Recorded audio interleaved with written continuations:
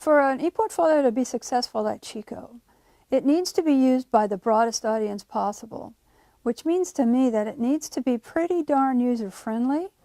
It needs to be understood and have support on our own campus, because there'll be different audiences using it, from the students, the work that they're doing in their classes, as well as across the university. Faculty need to be able to use it to assess the work that's done by students, as well as pass it on to their superiors. The administration on campus needs to know how to use it so that they can take a broad look at the goals that we're reaching across campus. And then I think it needs to be used by even our alumni so that they can take it with them when they go out into the world. So to me, support is a really important issue, and it needs to be user-friendly enough so that all these constituents can use it easily, deeply, and share it as they want. Support. Support, support, support. And I will put myself at the front of that line as somebody who is not a technological whiz, you know, in terms of understanding how do we put something together, how do we put a framework together, and what happens when people come in using different computers, whether it's, you know, an Apple base or a PC base. And that's something that I continue to struggle with in terms of understanding that. And so I think that that piece, I think that's really critical to adoption, is to have a support team that is there, that is ready to work with the faculty wherever they're at. I think it needs to be easy. I think it needs to be really easy. I think it should be drag and drop, really easy, seamless integration into some other technologies we're using. If it's easy to use and pretty to look at, I think that'll make adoption stronger. I think the first would certainly be a program that supports faculty.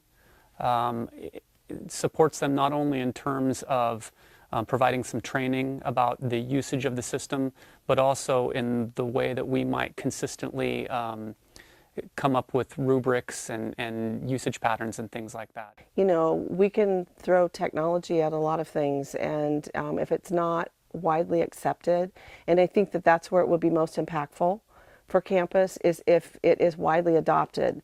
So to be able to do that means that we have to provide, I believe, support systems for faculty to gain their enthusiasm behind a project like this.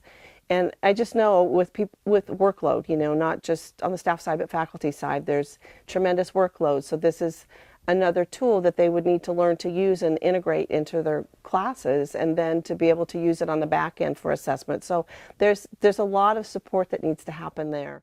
I've always been a supporter of portfolio-like tools in aiding student understanding. What I've come to better understand is, are the conditions under which rolling out ePortfolios on campus are likely to be successful, and the kinds of things that ePortfolios can help promote in student learning. It's made it more explicit in my mind, and I've become much more convinced that ePortfolios, or a portfolio-like approach to organizing student learning, can do things that otherwise can't be done with our standard ways of approaching teaching and learning.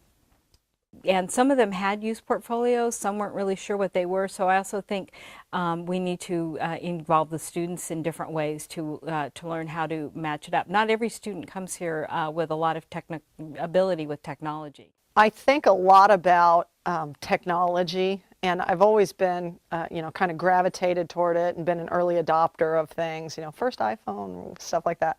But so I really think about technology and the user and how that works for them. So it really doesn't matter how great the product is if the first and primary issue isn't how will the user access it, how will the user be trained in it, and what kind of support the user will have.